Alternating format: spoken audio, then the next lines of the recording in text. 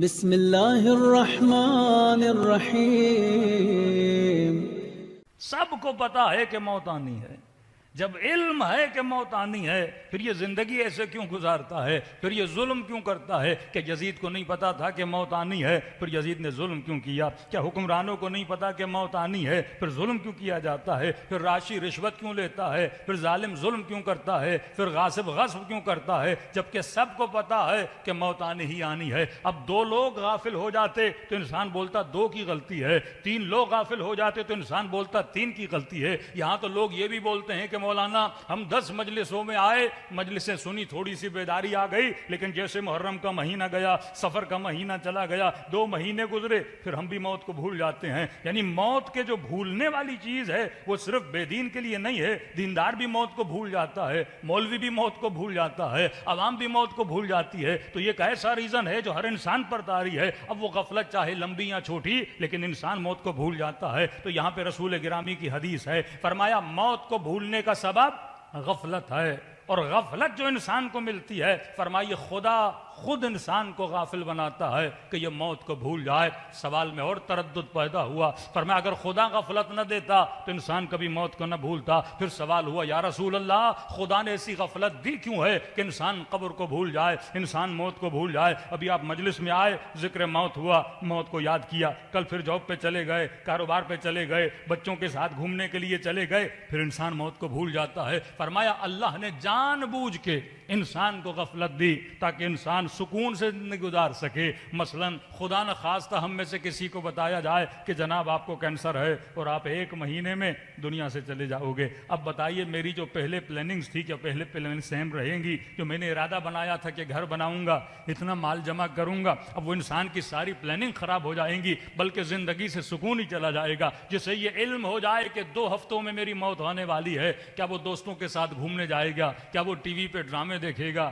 کیا وہ کوئی گیم کھیلنے جائے گا؟ نہیں، جسے یقین ہو گیا کہ 2 ہفتوں میں مرنے والا ہوں، اب وہ 2 ہفتے یا نماز پڑھے گا، یا خود کو کمرے میں بند کر لے گا، یا دوست اور رفقا کو فون کرے گا کوئی غلطی ہوئی ہو تو میری غلطی کو معاف کر دیا جائے۔ تو فرمایا یہ موت کا ذکر جب انسان سنتا ہے تو انسان دنیا میں زندگی گزارنا چھوڑ دیتا ہے، انسان کی زندگی کے مزے کرکرے ہو جاتے ہیں۔ تو فرمایا خدا نے جان بوجھ کے انسان کو غفلت دی، اگر غفلت نہ ہوتی یہ کبھی بھی سکون سے زندگی نہ گزار سکتا۔ یہ غفلت نعمت پروردگار عالم ہے۔ کئی ایسے لوگ آپ نے دیکھے ہوں گے جو 24 گھنٹہ موت کی یاد میں رہتے ہیں، کہتے ہیں جناب کما کر کیا کروں گا، میں نے تو مر جانا ہے، گھر بنا کے کیا کروں گا، میں نے تو مر جانا ہے۔ وہ جوان جس نے یونیورسٹی میں داخلہ لیا، اب اسے پتا چلا کہ 1 مہینے میں اگر میں مر جاؤں گا تو کہے گا 3 4 سیمسٹر پڑھنے کی ضرورت کیا ہے، انجینئر بننے کی ضرورت کیا ہے، ڈاکٹر بننے کی ضرورت کیا ہے۔ ابھی آپ اتنے سکون سے امام بارگاہ میں بیٹھے ہیں کیونکہ آپ میں سے کسی کو نہیں پتا کہ ہماری موت کب آنی ہے، لیکن اگر یہاں موت کا فرشتہ آ جائے اور ہم میں سے سب کو بتا دے کہ جناب 2 مہینے کے بعد آپ نے جانا ہے، 1 سال کے بعد آپ نے جانا ہے، آپ کے چہرے اتر جائیں گے اور بڑی مایوسی سے آپ گھر جائیں گے۔ اپنی پلاننگ جو آپ نے 60 سال کی ہے، اس پلاننگ کو آپ 6 مہینے تک محدود کر دو گے، 1 سال تک محدود کر دو گے۔ وہ محنت و مشقت جو ابھی کر رہے ہو، اس محنت و مشقت کو چھوڑ دو گے۔ تو پھر سوال اٹھا یا رسول اللہ، اگر غفلت خدا نے دی ہے اور بندہ غافل ہو رہا ہے تو پھر بندے کا قصور کیا ہے؟ اگر ہم موت کو ہی بھول جائیں اور آپ یہ کہہ رہے ہیں کہ غفلت خدا نے دی ہے تو اس میں بندے تو قصور نہیں ہے۔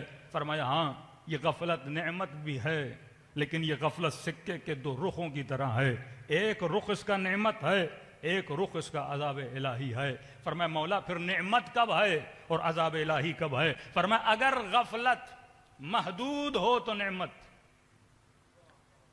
اگر غفلت محدود ہو تو نعمت، لیکن اگر یہی غفلت لامحدود ہو جائے تو عذاب الہی میں بدل جاتی ہے۔ کہ اب محدود کو محدود کیسے کیا گیا اور لامحدود لامحدود؟ مطلب لمبی غفلت ہو تو عذاب ہے، چھوٹے ٹائم پیریڈ کی غفلت ہو تو نعمت ہے۔ کہ مولا اس لمبی غفلت کو توڑنے کے لیے بھی تو خدا نے کوئی سبب بنایا ہوگا، کہ اللہ نے ایسے تجھے چھوڑا نہیں ہے، ہر چیز کے پیچھے اللہ نے مصلحت رکھی ہے۔ کہ مولا یہ تو بتائیے پھر خدا غفلت کو توڑتا کیسے ہے؟ فرمایا جو رب نے تیرے اوپر نماز کو واجب کیا، قرآن کی آیت الصلاۃ تنہی عن الفحشاء والمنکر، نماز بندے کو فحشاء سے بچاتی ہے، نماز بندے کو منکر سے بچاتی ہے. کبھی سوچا یہ نماز کیسے بچاتی ہے؟ نماز غافل کی غفلت کو توڑنے کا نام ہے. اور کبھی سوچا کہ دن میں 5 مرتبہ نماز کو واجب کیوں کیا گیا؟ فرمائیے مسجد کے مناروں سے جو اذانوں کی آوازیں آتی ہیں کہ حی علی الصلاۃ، آؤ نماز کی طرف، حی علی الفلاح، آؤ کامیابی کی طرف، فرمائیے غافل بندے کو بیدار کرنے کے لیے آواز دی جاتی ہے. تبھی فرمایا کہ نیند بھی غفلت ہے. غفلت کا مطلب کیا؟ کہ انسان کو کسی چیز کا پتہ نہ ہو. آپ یہاں رات کو سو رہے ہیں، آپ کی بیوی باتیں کر رہی ہے، آپ کے بچے بات کر رہے ہیں، آپ کا بھائی بات کر رہا ہے، آپ کا کوئی کولیگ بات کر رہا ہے. کیونکہ آپ نیند میں ہو، آپ غافل ہو، ان کی باتوں کو سن نہیں رہے ہو، آنکھوں سے ان کو دیکھ نہیں رہے ہو، تو نیند غفلت ہے. تو فرمایا اس غفلت سے بیدار کرنے کے لیے اس نے صبح کی نماز کو واجب کیا کہ جب آواز آتی حی علی الصلاۃ، حی علی الفلاح، تو آواز آتی ہے نیند کی غفلت سے بیدار ہو جا. تو دنیا میں صرف سونے کے لیے نہیں آیا، تو رب کی عبادت کے لیے آیا ہے. یہاں غفلت ٹوٹی، اللہ کی دربار میں 2 رکعت نماز پڑھی، اور نماز پڑھنے کے بعد پھر انسان اپنے کاروبار پہ نکل جاتا ہے. پھر جب لوگوں اور کثرت میں چلا جاتا ہے اور عالم کثرت پھر انسان کو غافل کر دیتا ہے. اب کاروبار کی باتیں ہو رہی ہیں، اب پیسوں کی باتیں ہو رہی ہیں، اب دکان پہ گاہک کھڑے ہیں کہ جناب یہ کتنا ہے، اب منافع بازی ہو رہی ہے، دنیا میں مال بندہ جمع کر رہا ہے، اور بیچ منافع کی بازار میں دوپہر عین کو آواز آتی ہے کہ حی علی الصلاۃ، حی علی الفلاح، حی علی خیر العمل. یہاں فرمایا مومن کا پتہ چلتا ہے کیا یہ کاروبار کی طرف زیادہ توجہ دیتا ہے یا رب کی آواز پہ لبیک کہہ کے مسجد میں چلا جاتا ہے. ارے مجلس میں بیٹھ کر لبیک یا حسین کہنا آسان ہے، لیکن کاروبار کو چھوڑ کے لبیک پروردگار کہنا بڑا مشکل ہو جاتا ہے. اپنی نعمتوں میں رہتے ہوئے اس رب کی نعمت کا شکر ادا کرنا بڑا مشکل ہوتا ہے. فرمایا پھر وہ تجھے کاروبار سے اٹھا کر صبح تجھے نیند سے اٹھاتا ہے، دوپہر کو تجھے کاروبار کی کرسی سے اٹھاتا ہے اور مسجد میں بلاتا ہے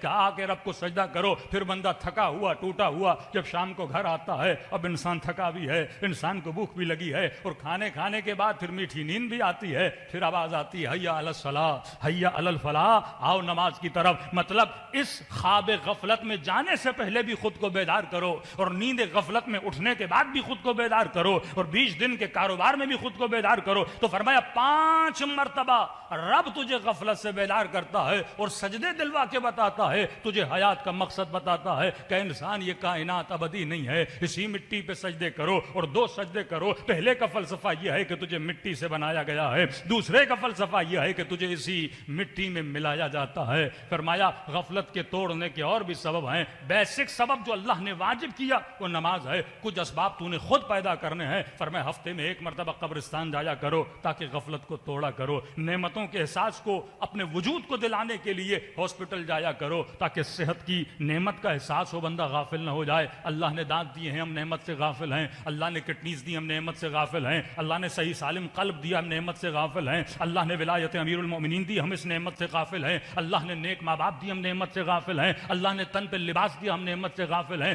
پیٹ بھوکھا نہیں، ہم نعمت سے غافل ہیں. یہ ساری نعمتیں جو خدا نے دی ہیں. فرمایا آہستہ آہستہ خود کو بیدار کرو. ہفتے میں 1 مرتبہ قبرستان جایا کرو، کبھی غریبوں کی بستیوں میں جایا کرو، کبھی بیماروں کی عیادت کے لیے جایا کرو. عجیب جملہ امیر المؤمنین کا. مولا فرماتے ہیں جب زیادہ خوشی تجھے ہو پھر بھی قبرستان جایا کرو، جب سب سے زیادہ غم تجھے ہو تب بھی قبرستان جایا کرو. اپنے وجود کو لیول اور بیلنس بنانے کے لیے قبرستان کا راستہ دیکھا کرو تاکہ تجھے پتا چلے کہ انسان دنیا میں کس لیے آیا ہے. لیکن آج کل جو قبرستان بنائے جا رہے ہیں، گلستان لگائے جا رہے ہیں، سبزہ لگایا جا رہا ہے. قبرستان بندہ جائے تو قبرستان کی فیلنگ آنی چاہیے، کسی پارک کی فیلنگ نہیں آنی چاہیے، کسی ایسی جگہ کی فیلنگ نہیں آنی چاہیے کہ ہم بچوں کی پکنک کے لیے آئے ہیں. قبرستان کو تبھی فرمایا کچی قبریں بنایا کرو، ایسا ماحول بنایا کرو جہاں پہ احساس ہو کہ بندہ قبرستان میں ہے، یہ ابدی گھر ہے. ہم مٹی تھے پھر مٹی میں مل جاتے ہیں. اب فرمایا جو انسان بیدار رہتا ہے، اور بیدار انسان کو جب موت آتی ہے اس کے لیے فرمایا اس کے لیے موت نہیں ہے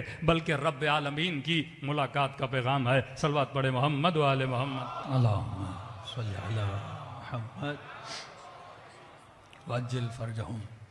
کسی نے سوال کیا کہ مولانا جس طرح یہاں پہ ہماری سوشل لائف ہے، کیا آخرت میں بھی ایسی سوشل لائف ہے؟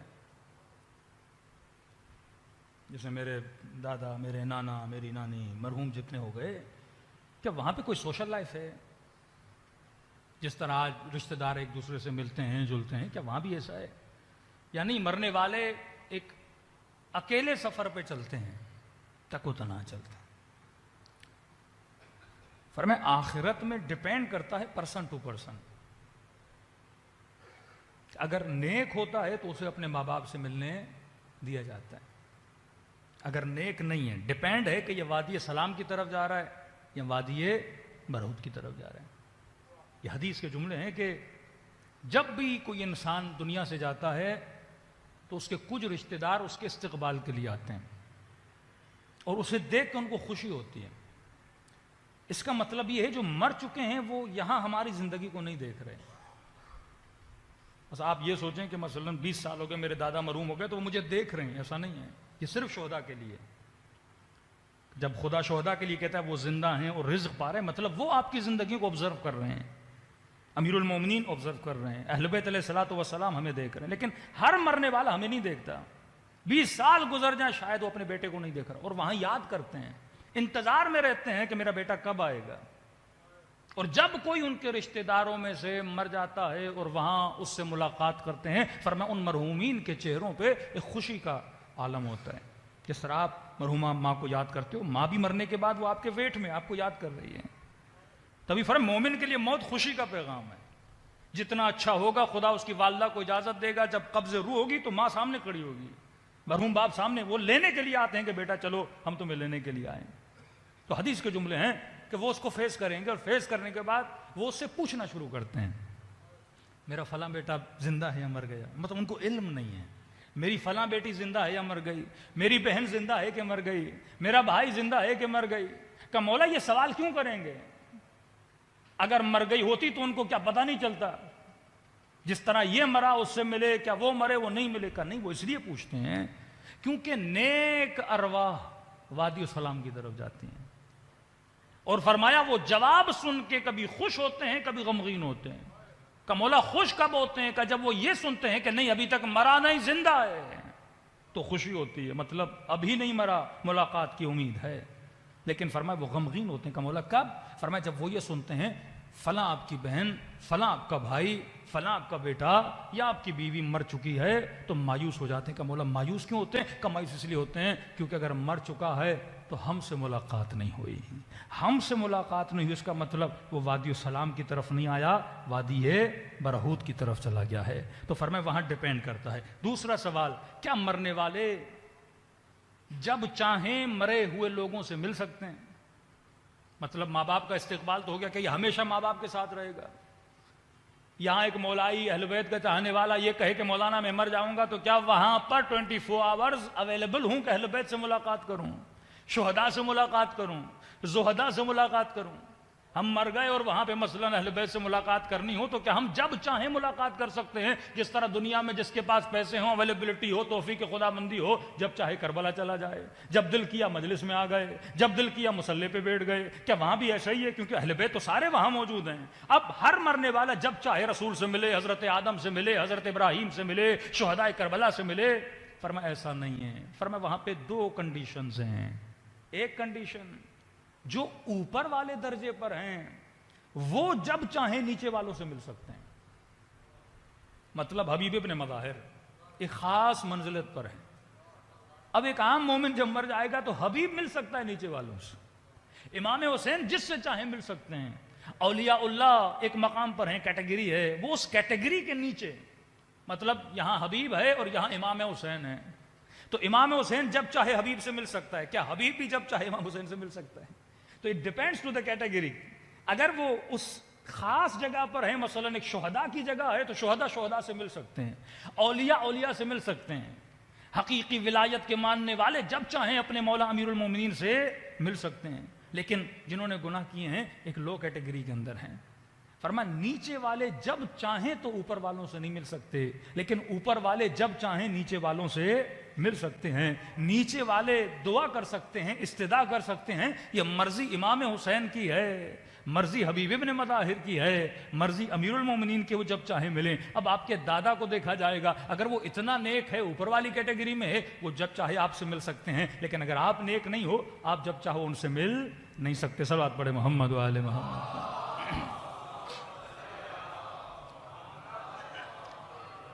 تیسرا سوال، کیا عالم برزخ میں رہنے والے جب چاہیں دنیا میں آ سکتے ہیں یا کب کب آتے ہیں؟ میرا مرحوم باپ، میری مرحومہ مثلاً والدہ، یہ جتنے مرحومین ہیں، کیا وہ جب چاہیں بیٹے کے گھر میں آئیں؟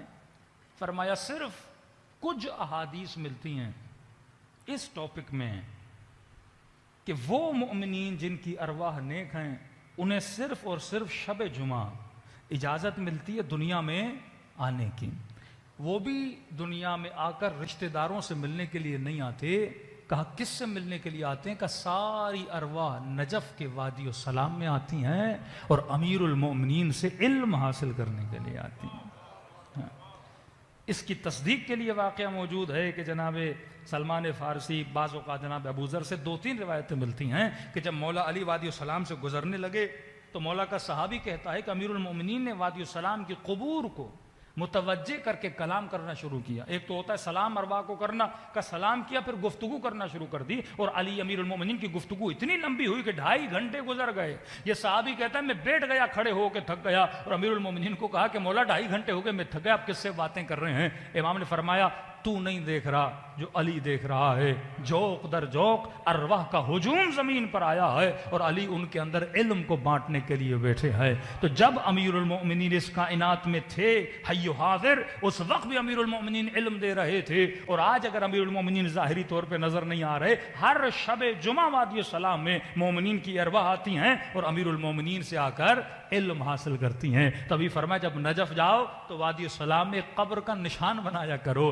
یہ قبر یہ نہیں کہ مجھے وہاں دفن کیا جائے، یہ قبر کا مطلب یہ ہے کہ جب میں مر جاؤں شب جمعہ اجازت دی جائے اور وادی السلام میں آ کے محفل امیر المؤمنین مجھے اللہ نصیب فرمائے۔ صلوات پڑھے محمد و آل محمد۔ ایک شہید کی ماں، یہ بھی ایک واقعہ ہے، کہتی ہے وہ ہر روز رات کو، آپ نے زیارت قبور اگر پڑھی ہوں تو مکروہ ہے رات کو جانا، بالاخص شب جمعہ۔ آج ہمارے یہاں لوگ جاتے ہی شب جمعہ ہیں قبور کی زیارت پہ، لیکن علماء فرماتے کراہت ہے بالاخص شب جمعہ رات کو جانا۔ اس کا ریزن ہے، جاؤ دوپہر کو جاؤ قبرستان فاتحہ کر کے آؤ، صبح کے وقت جاؤ فاتحہ کر کے آؤ، رات کو کہتے نہ جایا کرو۔ یہ شہید کی ماں، اس کو بیٹے سے اتنا لگاؤ تھا، یہ ڈیلی بیسس پہ رات کو جاتی تھی بیٹے کی قبر پہ، کئی گھنٹے قرآن پڑھا، زیارت پڑھی، باتیں کی، گریہ کیا۔